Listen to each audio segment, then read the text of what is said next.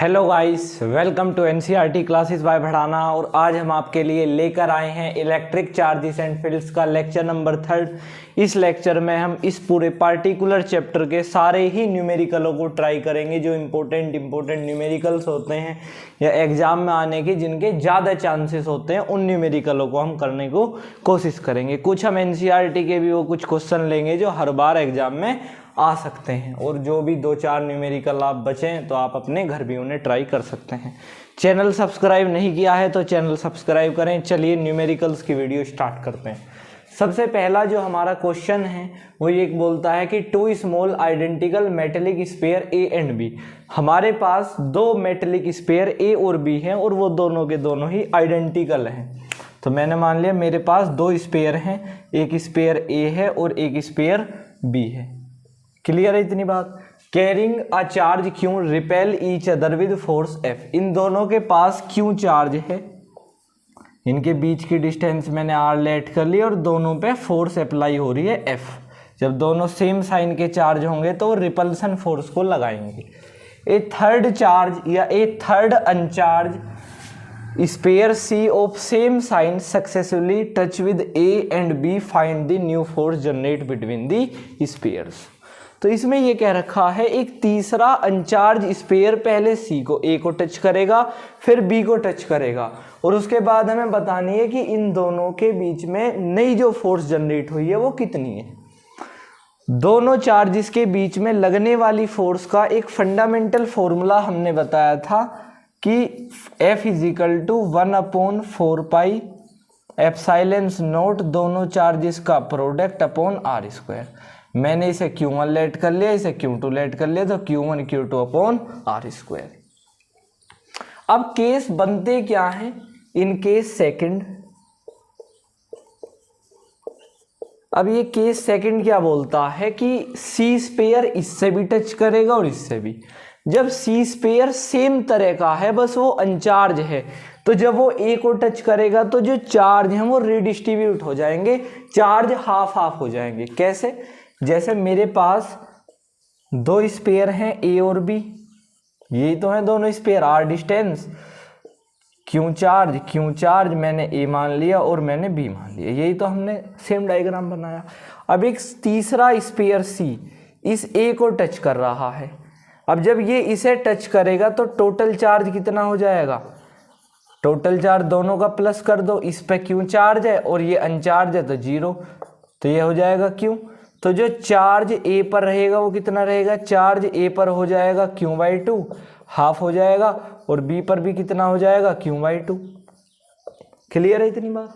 अब इस पर चार्ज कितना हो गया? Q/2। अब सेम साइन का सी स्पेयर अब इसे जब टच करेगा, भाई सी स्पेयर अब की बार जब इसे टच करेगा तो इस पर चार्ज कितना आ गया? बी पर Q/2, तो इस पर चार्ज कितना आ गया? Q/2। तो अब टोटल चार्ज कितना हो गया? टोटल चार्ज B पर कितना चार्ज था? B पर Q/2, और C पर कितना चार्ज है? Q/2। क्यों Q/2 किस लिए है चार्ज? क्योंकि जब इन दोनों की बात चली, अब जो हमने, आप बिल्कुल ध्यान से समझने का प्रयास करेंगे, टोटल चार्ज इस पर चार्ज Q था, इस पर चार्ज 0 था, तो कितना हो गया? Q/2। इस पर कितना चार्ज हो गया? A पर Q/2, और C पर, यहां पर आप ऐसे लिखेंगे C पर, तो C पर कितना चार्ज हो गया? Q/2। अब B पर कितना चार्ज था? बिल्कुल भाई B पर चार्ज तो बिल्कुल 0 ही था ना। सबसे पहले हमने इस क्वेश्चन में करा क्या, मेरे पास कोई 2 स्पेयर थे, मैंने इसे Q1 मान लिया, Q2 मान लिया, इनके बीच में ये पार्टिकुलर फोर्स जनरेट हुई। क्लियर है। अब अगर मैंने बात करी, सबसे पहले मैंने सी स्पेयर को ए से टच कराया तो टोटल चार्ज क्यू हो गया। अब ए पर कितना चार्ज हो गया? Q/2। सी पर कितना हो गया? Q/2। अब मैं यहां से मान लिया मैंने मान लिया सी स्पेयर है कोई, और मैं बी से टच करा रहा हूं। सी पर कितना चार्ज है? Q/2।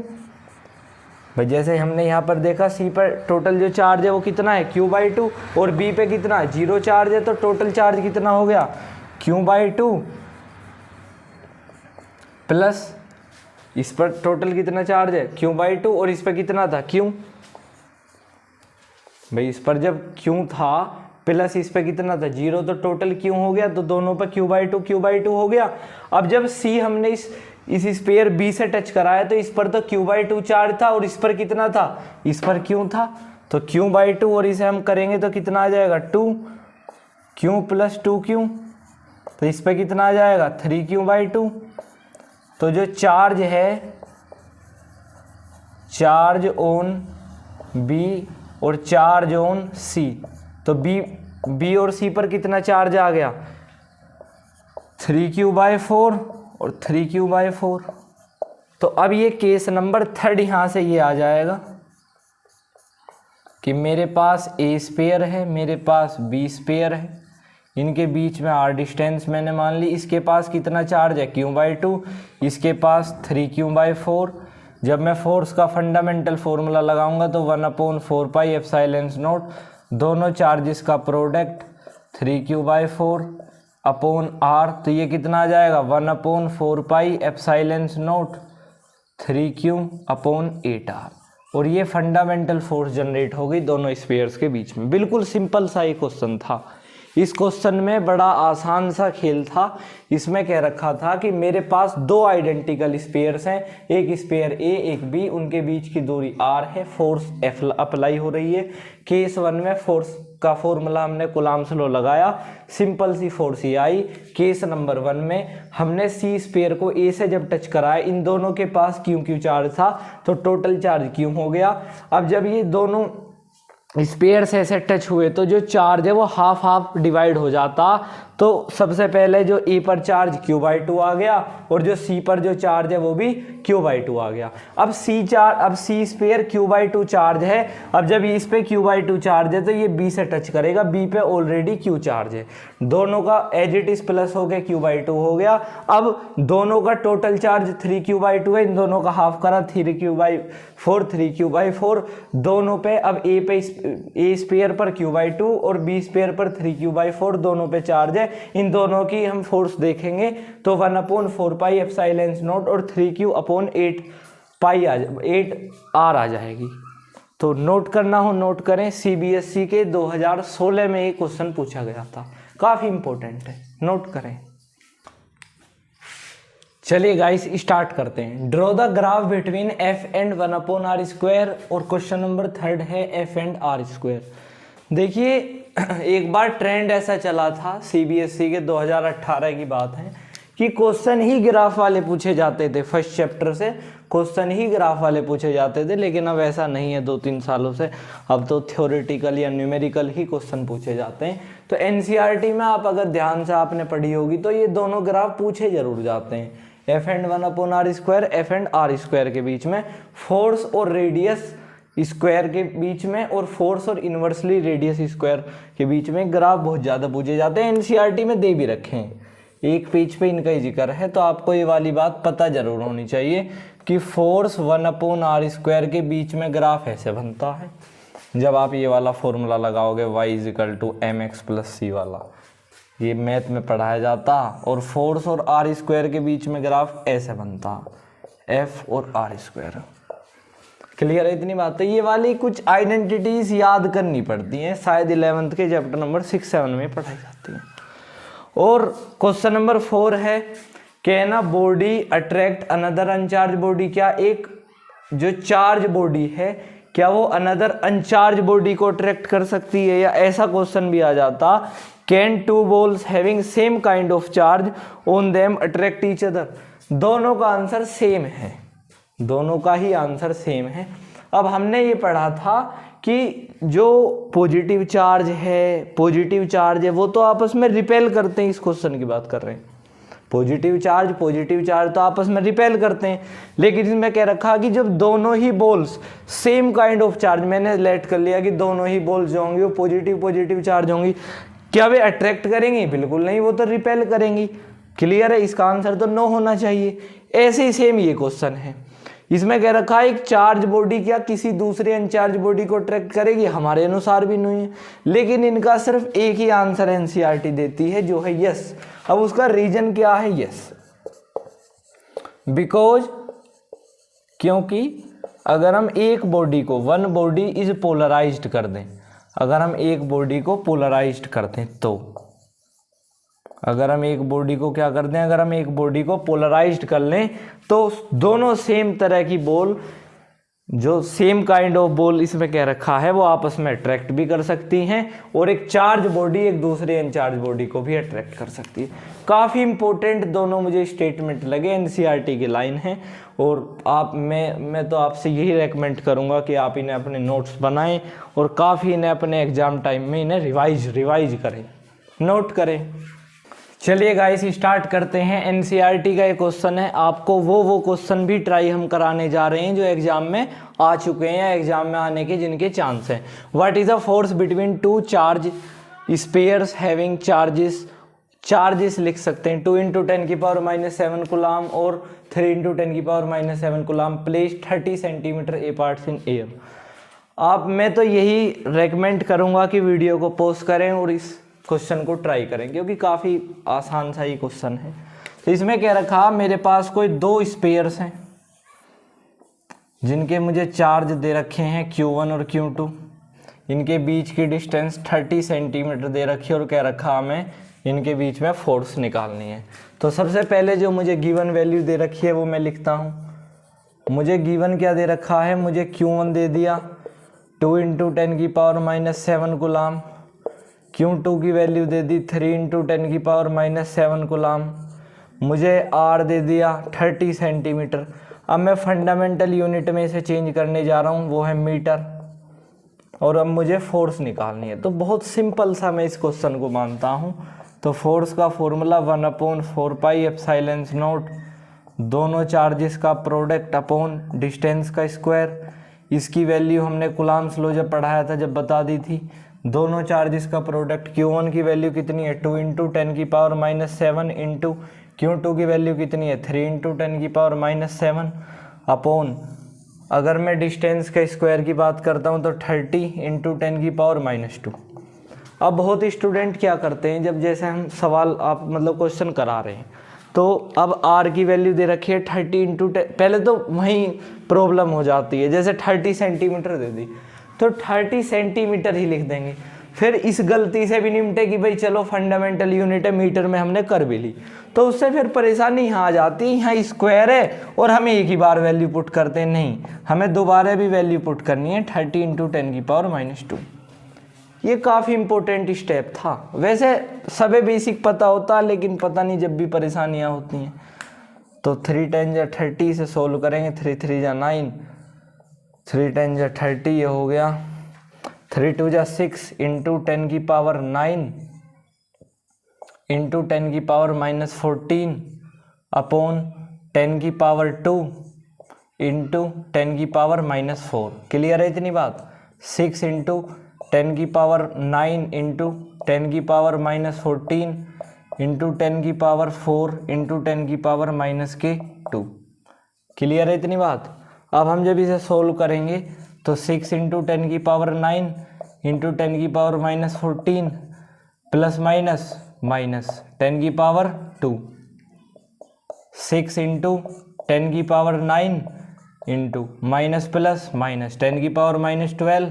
तो ये आ जाएगा जी सोल्व करके 6 × 10⁻³ न्यूटन। और एक इस बात का ज़्यादातर मैं रेकमेंड आपसे यही करूँगा कि जब भी आप किसी भी न्यूमेरिकल का आंसर को फाइंड आउट करते हैं तो उसकी एसआई यूनिट ज़रूर लगाएं, क्योंकि उस पर मार्क्स कटने के ज़्यादा चांस रहते हैं। एक बार इसे नोट करें, फिर नेक्स्ट क्वेश्चन चलाते हैं। चलिए गाइस स्टार्ट करते हैं। Question number 7, an electrostatic field line is a continue curve. क्या इलेक्ट्रोस्टैटिक फील्ड लाइन से कंटिन्यू कर्व होती हैं? Explain why can not cross each other. क्यों इलेक्ट्रिक फील्ड लाइंस आपस में क्रॉस क्यों नहीं करती? जब हमने आपको लेक्चर में मतलब बातें बताई थी, थ्योरेटिकल इलेक्ट्रिक फील्ड लाइंस की कुछ प्रॉपर्टीज बताई थी, अगर आप उन नोट्सों को पढ़ रहे हो तो मुझे लगता है आप इसका आंसर बिल्कुल एज इट इज आराम से दे दोगे, क्योंकि एज इट इज यही है लिखवाया था। इलेक्ट्रोस्टैटिक फील्ड लाइन एक कंटिन्यू कर्व है, yes, because electric field lines is a conservative. क्योंकि इलेक्ट्रिक फील्ड लाइंस क्या होती हैं? Electric field lines is a conservative, क्योंकि वो कंजर्वेटिव होती हैं वो पाथ पर डिपेंड नहीं करती। Second, why can not each other, वो आप why can not cross each other, वो क्रॉस क्यों नहीं करती? Because they move in separate direction, क्योंकि वो दौड़ती हैं अलग अलग डायरेक्शन में। They move in separate direction, क्योंकि वो अलग अलग डायरेक्शन में दौड़ती हैं। Next question, question number 8 NCERT का ये क्वेश्चन है, मैं लिख देता हूँ एनसीईआरटी। और ये वाला जो क्वेश्चन है ये सीबीएसई के 2018 में क्वेश्चन पूछा गया था। हम आपको वही 20 इस वीडियो में क्वेश्चन कराने जा रहे हैं। हर एक चैप्टर के 20 ही क्वेश्चन पॉसिबल हैं इस समय कराने के लिए, और मेरा मानना ये है कि मैं उन्हीं क्वेश्चनों को कराऊंगा जिनके ज़्यादा चांस हैं कि वो आ जाएं, या एनसीईआरटी में भी जो इम्पोर्टेंट है। अब जैसे मैंने आपको पिछला क्वेश्चन कराया था फोर्स वाला, अब 2-3 एनसीईआरटी में ऐसे हैं, अब डिस्टेंस निकलवा दो, अरे सेम फॉर्मूला लगना है, क्लास 8 की मैथमेटिक लगनी है, हो जाएंगे सारे सवाल। A polythene piece rubbed with wool is found have a negative charge, बिल्कुल सही बात है कि अगर एक पॉलीथीन पीस को मैं रब करता हूँ वूल के साथ, भेड़ की खाल के साथ, तो हमें एक नेगेटिव चार्ज उत्पन्न होकर मिलता है जो है 3 × 10⁻⁷, और बल्कि ये माइनस होगा। Estimate the number of electron, second part, if there are transfer of mass from wool to polythene. सबसे पहले तो मुझे नंबर ऑफ इलेक्ट्रॉन निकालने हैं n, या मैंने एक फॉर्मूला पढ़ा था कि Q = Ne वाला, हमने एक फॉर्मूला पढ़ा था या नहीं पढ़ा था? बिल्कुल पढ़ा था। अब हमें निकालना क्या है? सबसे पहले नंबर ऑफ इलेक्ट्रॉन निकालने हैं। तो n का क्या फॉर्मूला हो गया? Q/E। n का फॉर्मूला यही तो हो गया। तो चार्ज कितना है? 3 × 10⁻⁷। और इलेक्ट्रॉन, एक इलेक्ट्रॉन का मास कितना होता है? ये तो फंडामेंटल है। हर इस दुनिया का सबसे छोटा चार्ज 1 इलेक्ट्रॉन का है। इस दुनिया का सबसे छोटा चार्ज, इस दुनिया में जितने भी चार्जेस हैं, सबसे छोटा चार्ज 1 इलेक्ट्रॉन का चार्ज होता है, और जो फंडामेंटल है 1.6 × 10⁻⁹ कूलम, इस दुनिया का सबसे छोटा चार्ज। अब इस पॉइंट को हटा के हम 0 लगाएंगे, तो 30/16 × 10⁻⁷ × 10⁻19। क्लियर है इतनी बात? तो यहाँ हो गया 15, ये आ गया 8, इतना ही तो आता। उसके बाद हम क्या कर सकते हैं, इसमें 15/18 में कर देता हूँ, 8 × 1 = 8, 7 पॉइंट लगाया, 8 5 = 40, 8 6 = 48। आप ऐसे करें, 8 8 = 64, ये बचा 6, 0 8 5 = 40, 8 6, बस 1.8 ही चला दें, 48, 8 7 = 56। तो इसे मैं लगा देता हूँ 1.87 इंटू माइनस प्लस कितना हो गया? माइनस। तो आप आराम से माइनस प्लस कितना हो गया? -7 हटाएंगे तो कितना आ जाएगा? 10⁻12। बस ये फंडामेंटल है। तो इसका लगभग आंसर 1.8 × 10⁻12 आ रहा है। उसके बाद सेकंड पार्ट में कह रखा कि there are transfer of mass, क्या मास का भी ट्रांसफर होगा? यस, मास का ट्रांसफर होगा। बस सिंपल यही लिखना, yes. Because they can transfer of charge, तो so is always transfer of mass from wool to polythene. Note करें। चलिए गाइस स्टार्ट करते हैं। क्वेश्चन है हमारा, on going away from a point charge the electric field due to decrease या due to the charge decrease, this is also true for a small electric dipole, what is the rate in both case. काफी important मैं इस question को बोलता हूं। ये all India 2018 में question आया हुआ है। इस क्वेश्चन में बड़ा आसान सा सवाल कहा गया है कि मेरे पास अगर पॉइंट चार्ज से, अगर हम पॉइंट चार्ज से दूर चलते हैं तो इलेक्ट्रिक फील्ड डिक्रीज होगी। क्यों होगी? क्योंकि हमने आपको बताया था कि चार्ज का वो क्षेत्र जिसमें वो किसी दूसरे चार्ज को अट्रैक्ट या रिपेल कर सके, हम उसे इलेक्ट्रिक फील्ड बोलते हैं। अगर हम चार्ज से दूर चलेंगे तो इलेक्ट्रिक फील्ड डिक्रीज होगी। अब क्या ऐसा इलेक्ट्रिक डाइपोल के लिए भी है? डाइपोल के केस में क्या होता है? डाइपोल के केस में बस 2 चार्ज होते हैं, +Q और -Q चार्ज का कॉम्बिनेशन। अगर हम इससे दूर चलते हैं तो क्या इलेक्ट्रिक फील्ड डिक्रीज होगी? बिल्कुल डिक्रीज होगी। यस, आंसर है यस। लेकिन हमें इसका रेट बताना है कि इलेक्ट्रिक फील्ड अगर हम पॉइंट चार्ज से दूर चलते हैं जब ज़्यादा डिक्रीज होगी, या डाइपोल से दूर चलते हैं जब ज़्यादा डिक्रीज होगी। तो सबसे पहला case, in case of point charge, अगर मैं पॉइंट चार्ज की बात कर रहा हूं तो इलेक्ट्रिक फील्ड का फॉर्मूला, इलेक्ट्रिक फील्ड होती है 1/4πε0 Q/r²। तो यानी कि जो E है वो डायरेक्टली प्रोपोर्शनल है स्क्वायर के। अगर मैं बात करूं इन केस ऑफ डाइपोल, अगर मैं डाइपोल के केस की बात कर रहा हूं तो हमने इलेक्ट्रिक फील्ड का फॉर्मूला पढ़ा 1/4πε0 2p/r³। ये कहाँ फॉर्मूला पढ़ा था? अरे जब डाइपोल में हमने इलेक्ट्रिक फील्ड को एक्सियल पॉइंट पे फाइंड आउट करा था, या इक्वेटोरियल पर। इक्वेटोरियल पर इलेक्ट्रिक फील्ड हाफ हो जाती है 1/4πε0 p/r³। तो दोनों ही केस में हमें ये पता लग रहा है कि जो इलेक्ट्रिक फील्ड है वो क्यूब के डायरेक्टली प्रोपोर्शनल है। तो इन केस ऑफ, आप यहाँ लिख दें कि इलेक्ट्रिक फील्ड जो होगी इन केस डाइपोल के केस में मच डिक्रीज, ज़्यादा डिक्रीज होगी। क्यों? क्योंकि डायरेक्टली प्रोपोर्शनल में यहाँ पर क्यूब आ रहा है और यहाँ पर स्क्वायर आ रहा।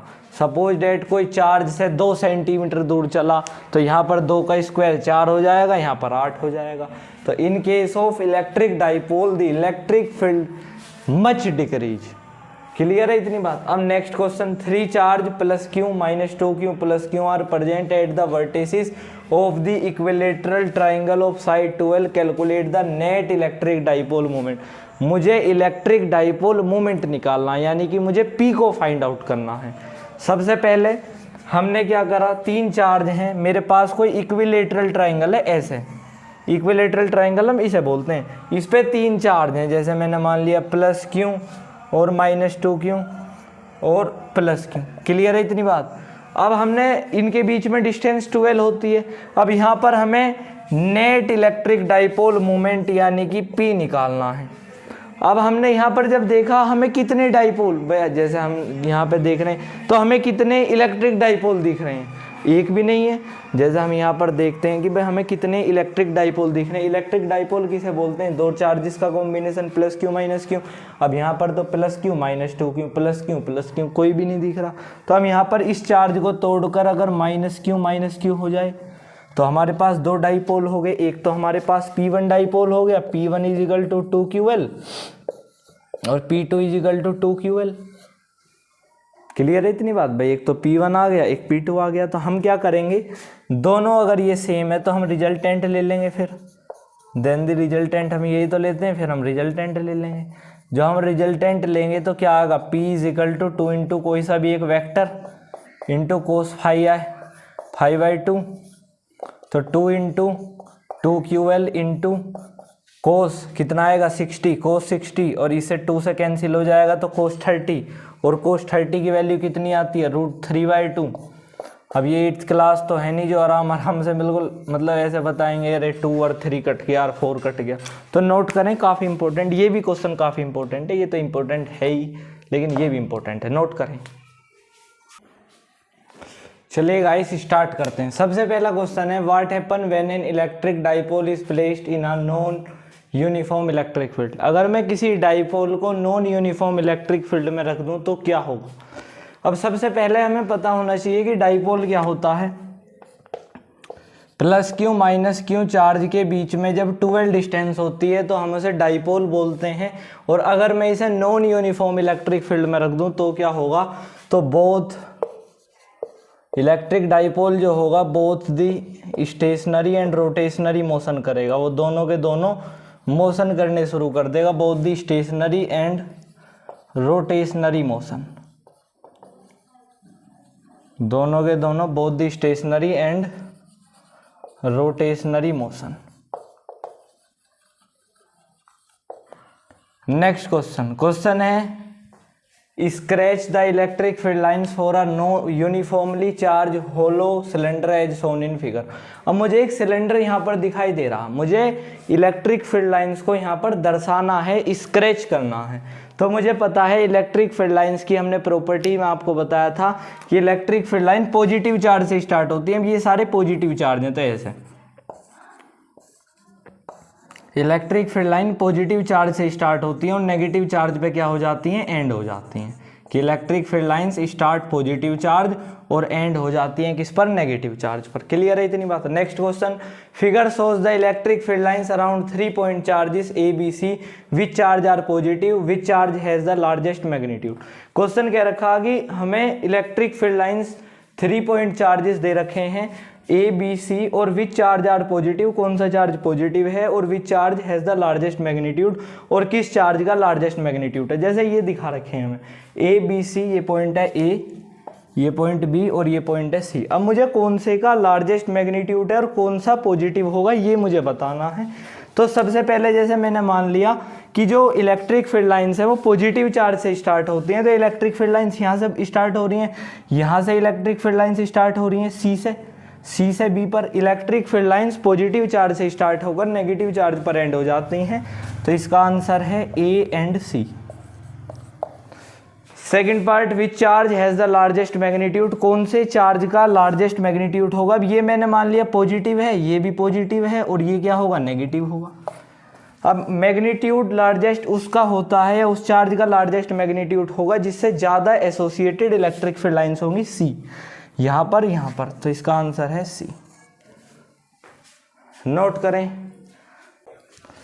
चलिए गाइस स्टार्ट करते हैं। सबसे पहले draw the graph between E and R for the thin spherical shell, R is the radius of spherical shell. ये ऑल इंडिया 2016 में क्वेश्चन आया हुआ है और काफ़ी इंपॉर्टेंट ऐसे क्वेश्चन रहते हैं। ये हमें ग्राफ बनाना, एक बार 2018 में 2019 में ऐसे क्वेश्चन पूछे जाते थे ग्राफ वाले, लेकिन अब इतने क्वेश्चन ये वाले पूछे नहीं जाते। हमें ग्राफ बनाना है इलेक्ट्रिक फील्ड और रेडियस के बीच में एक थिन स्पेरिकल सेल के लिए जिसकी रेडियस आर है और स्पेरिकल सेल की यहाँ पर बात की गई है।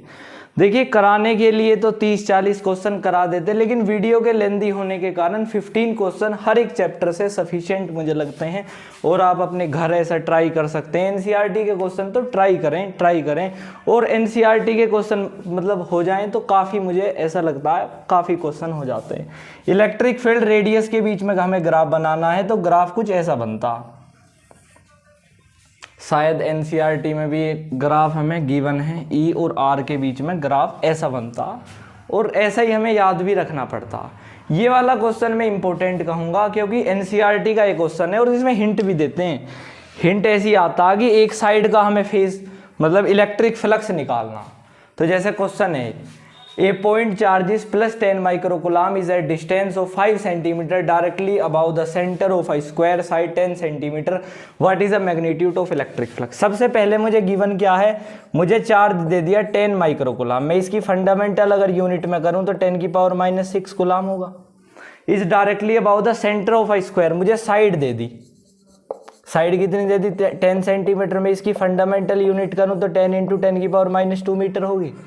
What is the magnitude of electric flux, मुझे फाई निकालना। अब इसमें एक टर्म आती है एक साइड का फेज, अगर वो मुझे एक साइड का फेज निकालना तो मैं 6 से मल्टीप्लाई करूंगा, अगर मुझे एक साइड का नहीं दे रखा तो मैं 6 से मल्टीप्लाई नहीं करूंगा। तो हमने गॉस थ्योरम पढ़ी, phi is equal to q upon epsilon naught. मेरे पास चार्ज गिवन है कितना, 10 × 10⁻⁻6, एप्सिलॉन नॉट की वैल्यू 8.85 × 10⁻12। अब सबसे पहले यहाँ पर कॉमनली बात ये है कि एक साइड का फेज दे रखा तो मुझे यहाँ पर 6 से मल्टीप्लाई करनी पड़ती है, यही गलती होती है। तो 6 × 8.85 × 10⁻12। अब इसे सॉल्व करेंगे कैसे, सबसे पहले 10 × 10⁻6। क्लियर है इतनी बात। अब यहाँ से पॉइंट हमने हटाया तो 2 डेसिमल गए तो 100 आ गया, तो इंटू 10⁻100 मतलब 100 आ गया।